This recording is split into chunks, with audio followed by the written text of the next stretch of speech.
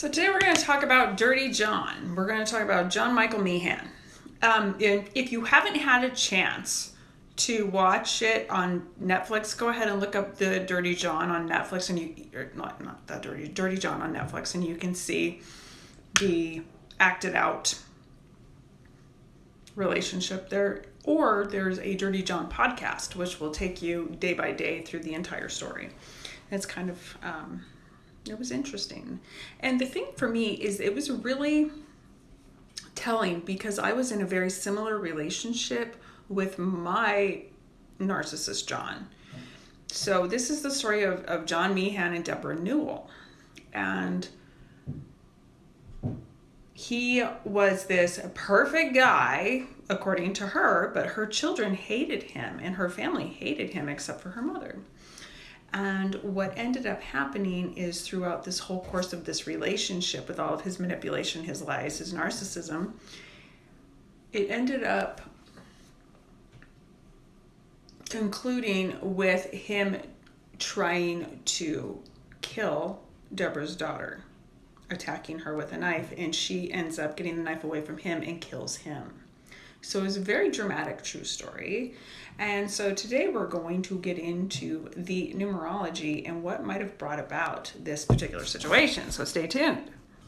John Michael Meehan got the name Dirty John because his name was John and he was dirty. Dude, that was fucking deep, bro. So anybody who sees the details of this case between John Meehan and Debra Newell always say, why didn't she leave? Well, there's a reason why she didn't leave. This was a karmic relationship. It was meant to happen. Everything that happened was meant to happen. So sometimes we get involved in these crazy narcissistic relationships that we don't really see off the bat because of all the love bombing, so when they come in with the whole love bombing thing and then you fall in love, then you refuse to see their dark side, no matter how many people try to point it out to you. Been there, right? But it was meant to happen, and it was meant to happen to completion because it was another step in her soul's journey. That's basically what it boils down to.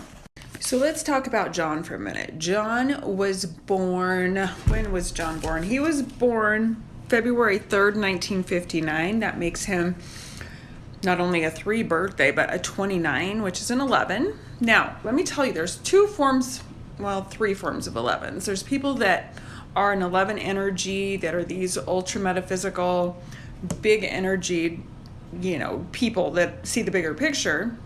There's a 2, if the 11 breaks down to a 2, maybe they're not comfortable with that bigger picture or the amount of insecurity that 11s have naturally, and they vibrate as a 2, or there's double 1 energy.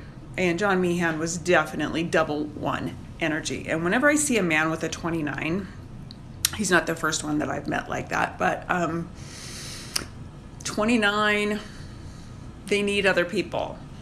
And then they have to learn everything the hard way. And sometimes they can't handle that 11 energy because they don't like to feel insecure. So they come off with this enormous ego or sense of self, but it's fake. It's not real because they really don't feel that. They're just trying to, Okay, lashes back on. John's soul number is a 32, which is a 5. This is change. And this would affect his childhood. So I know he was brought up by a con man to be a con man. So 32, you've got your 3 with your emotional stuff. With that 2, okay, power behind the throne. And then 5, constant change. Always change in his life. So nothing really super solid, a lot of change, a lot of drama, whatever. So you've got that. His outer personality was a 48, which is a 3. Now, once again, we got more 3s. So what did he do the most? He lied. That's what he did. So he used all that 3 energy that he had. Born on the 3rd, 23, 5 soul, 48, 3 outer personality. He used all of that 3 energy in order to express, but not in an honest way, in a lying way.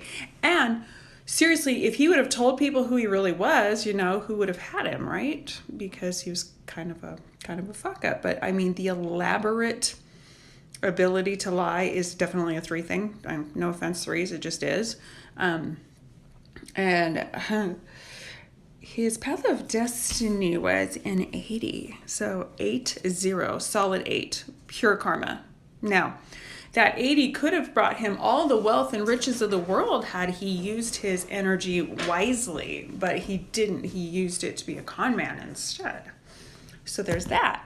So next we have Deborah. Deborah is a 43, which is a 7 life lesson. That's your 3 of Cups energy, your celebrations, eat, drink, be merry, all the fine things. Now, sadly, and I can speak from experience, having a lot of 7s in my chart, 7s don't always make the best choices in relationships. So she was married 5 times. Boy, she really attracted the doozy on this last one. So 7s. Oh, and then, well, the other thing too, her soul is a 29, same as John's life lesson. So when I say this is karmic, this was karmic. I mean, her soul came here to learn something, you know, very, very big as far as maybe, just maybe, seeing people the way that they really are. Her outer personality was a 4, just a solid 40, which means that she seemed very well put together, everything in its place. So, of course, she would be in the interior design business because that's how she expresses. Now, her path of destiny was a 69. Now, 69 breaks down to a 15, devil, which is a 6. Okay, now I need to do a video just on 6. I think 6 is the most challenging number. I mean, we all have our little things, but 6s, I think anybody who works the number 6, you have such a challenge in seeing situations the way that they really are, instead of seeing them through the rose-colored glasses, or being either don't see things, or they're too forgiving, or it's just a doormat for shit. Okay, so she's a 69, which gives her Ace of Pentacles, but then it breaks down to the devil, which then breaks down to the lovers. Okay, so choice, seeing situations the way that they really are,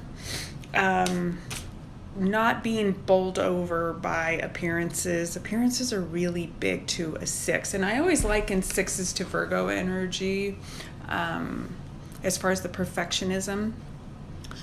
So it's kind of interesting, but when it comes to a karmic relationship, let me tell you, you won't see anything that you need to see because you're meant to experience it. Now, how her daughter Tara came into this, I don't really know. I mean, I do, but I don't. Tara, I can't get a middle name on her. I just know her middle initial is A, and I don't know what that stands for, so I don't want to even try to guess. But her birthday breaks down to a 30, so she was a solid 3. And I think this is where she got her more empathetic side to her. But look at, like, this meeting, this happening has catapulted her into her life's journey. And now Deborah is famous after the fact. Now, if we put John and Deborah together and we combine their life lessons, we get a 72, which is your 4 of Pentacles energy. So, of course, it doesn't surprise me that money was at the basis of this particular relationship. Now, this guy would really go over the top to get what he needed, but the lies, oh my God, he just lies effortlessly. It was so crazy.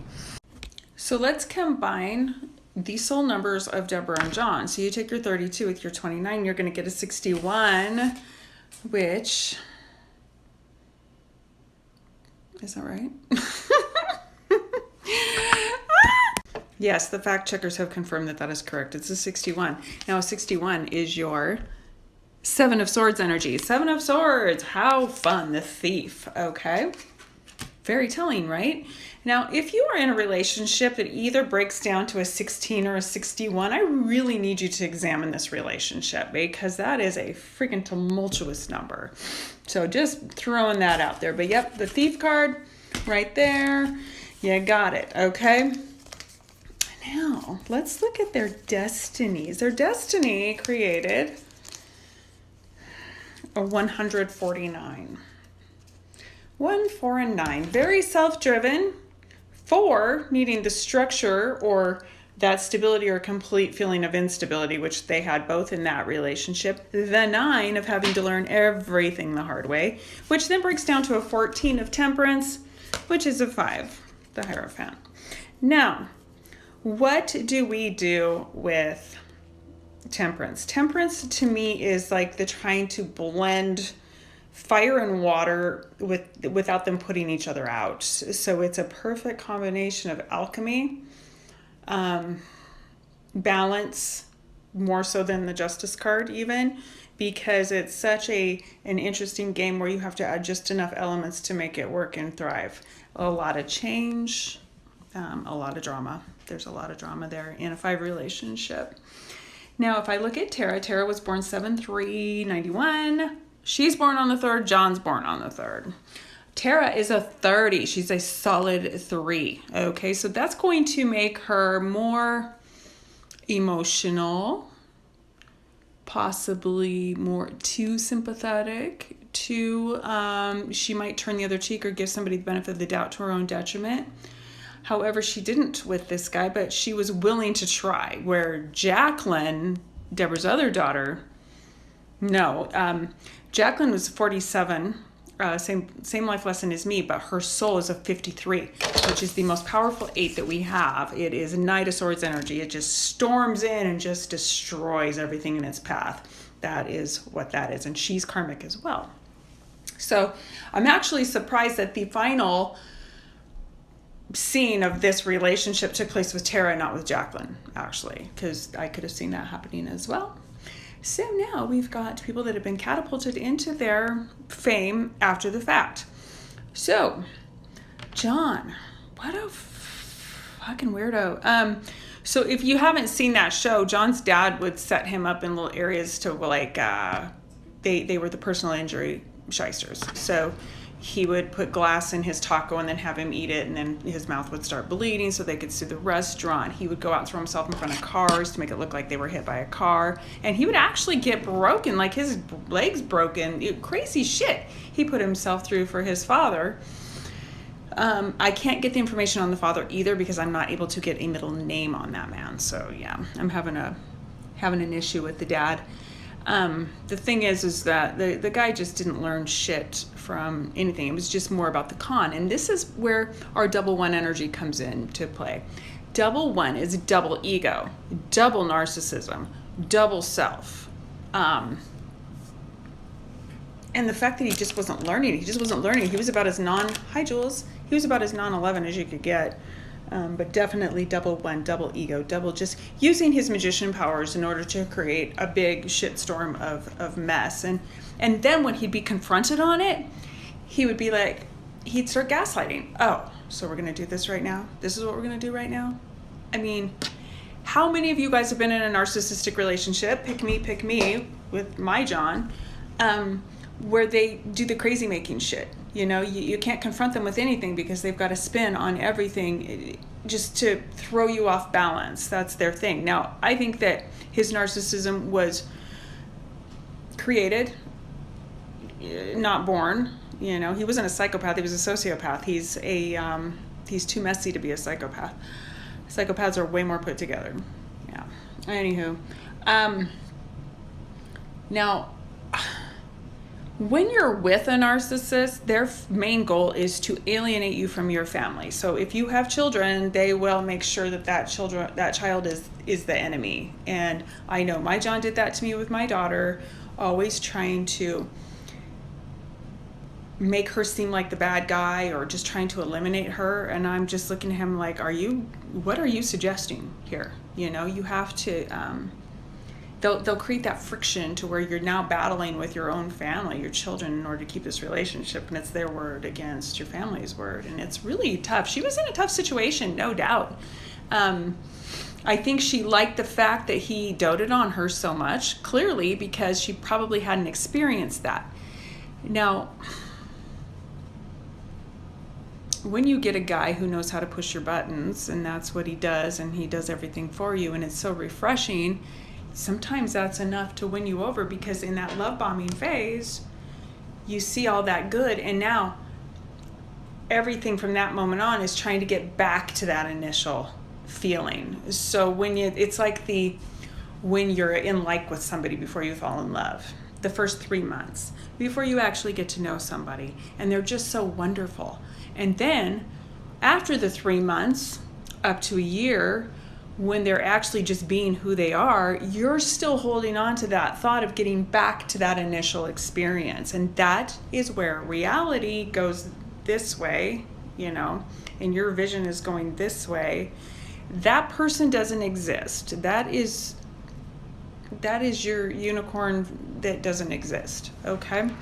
So luckily this only lasted 2 years, but they met in 2014, so let's take a look at where each of them were when they met.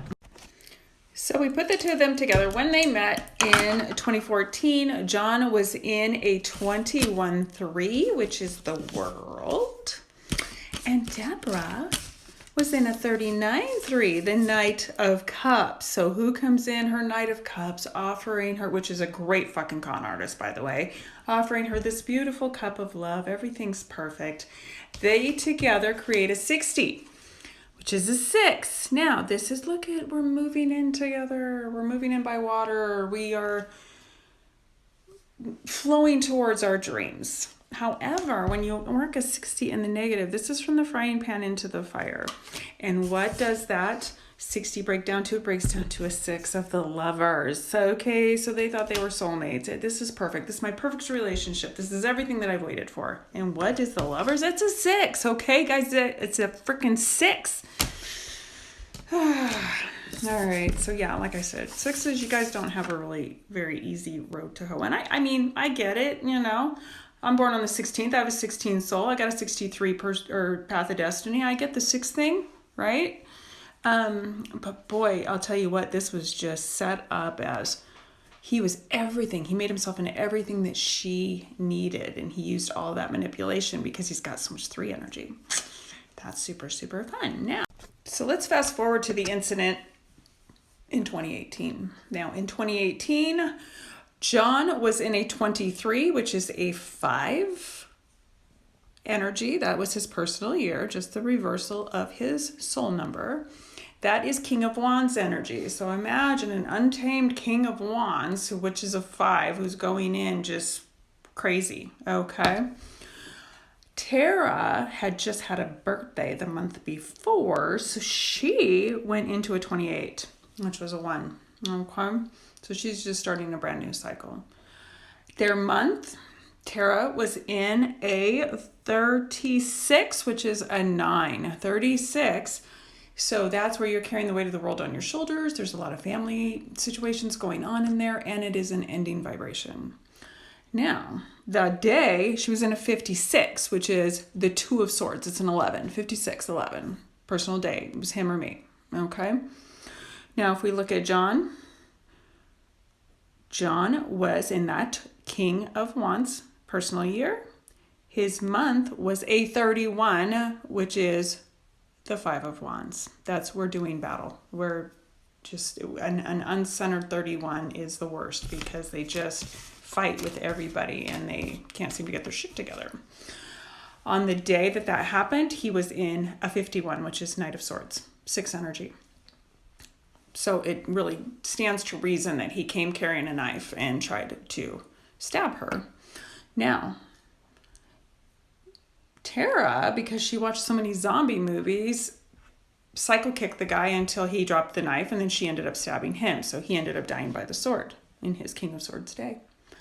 Very, very interesting. Now, he lingered for 4 days, but really, I think he was DOA. He was just put on life support. So he actually, on that day, was in a 46. He was in a 46. This is interesting because the 46 is the 6 of Cups, and that's children. That's the number of children past. Things coming back up. And then he exited out on a 50. And a 50 is a straight 5. It is the 10 of Cups. So all dreams of getting that family back together were lost and ended, and that was the day that they finally pulled the plug on him. when someone who's that caustic dies, it's a feeling of relief. It's not a feeling of sadness or guilt that they're gone. It's just, oh my God, I'm finally free. I'm free of this. He's not going to hurt us anymore. That nothing can happen here. So this to me is a karmic relationship that involves the whole family, and then these three key players of Deborah, John, and Tara. I really wish I had Tara's middle name, because that's going to drive me crazy. Let's see where Deborah was on his death date. So Deborah was in 2018 was in a 41, which is a 5 personal year. That's your Ace of Cups energy. Relationships, focus on the relationships, whether good or bad. In August, she went into a 49, which breaks down to a 13. That's wish fulfillment, but the 13 would denote a transformation or a transition of some type. Then, on the day, the 20th, she was in a 69. The 69 is Deborah's path of destiny. She was in her path of destiny the day of the attack between Tara and John. That's pretty telling. So this has just got karma written all over it.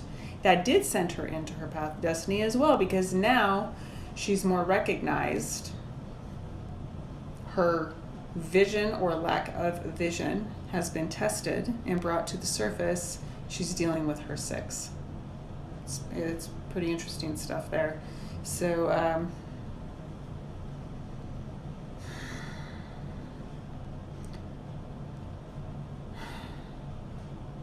the ultimate 7 here. Let's go if we do our 46 and 69. Yeah, I don't do math, guys. I just talk about numbers.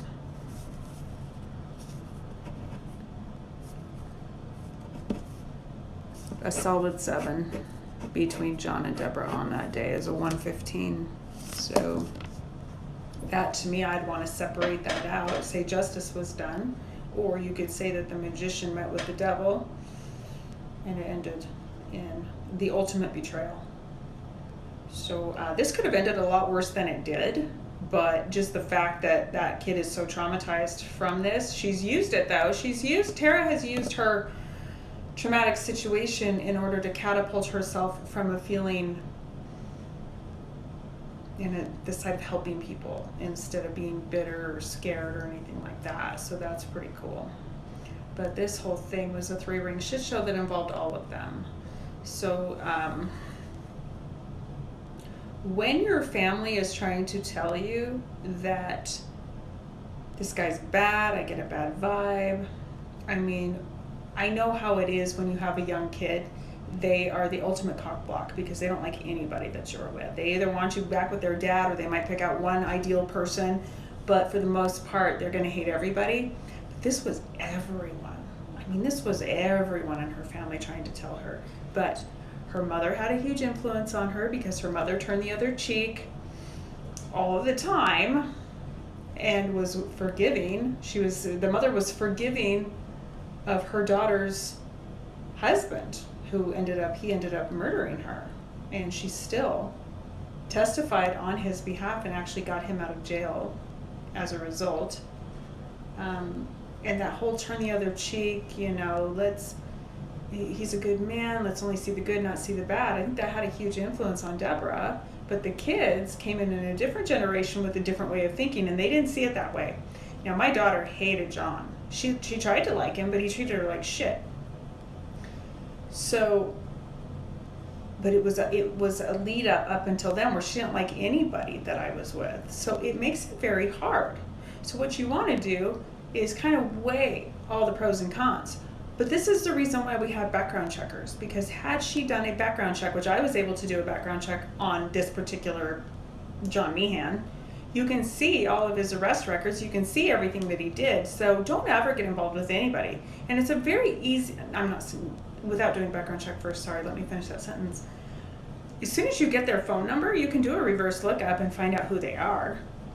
You can take little clues of where they say they're from and find it. I myself do not come up on my background check software, but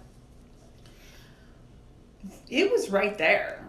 So, I mean, it doesn't matter when you have yourself, your family involved, you have got to background check these people, because that all could have been handled in today's technology, but live and learn, right?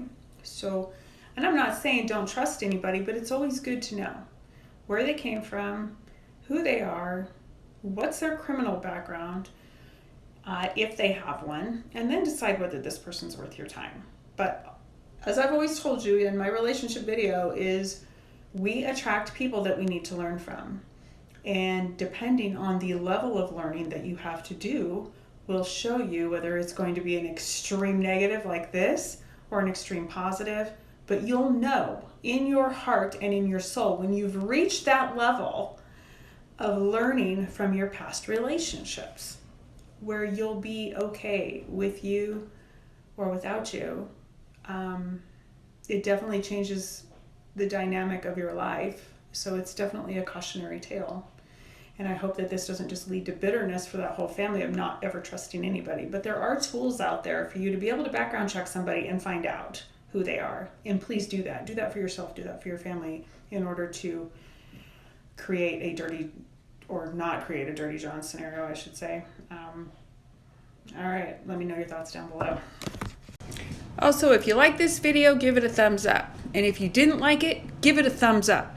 And leave me a comment, because also check your prescription. Jesus, what the hell? Check your subscription status too, because I lost like 20 subs. So it's probably due to content or lack of. But just in case it's not, just make sure that you're still on here, okay? Let's keep these YouTube overlords happy. And then maybe they'll start sharing my shit again. You know what I'm saying? Hey, have a good day.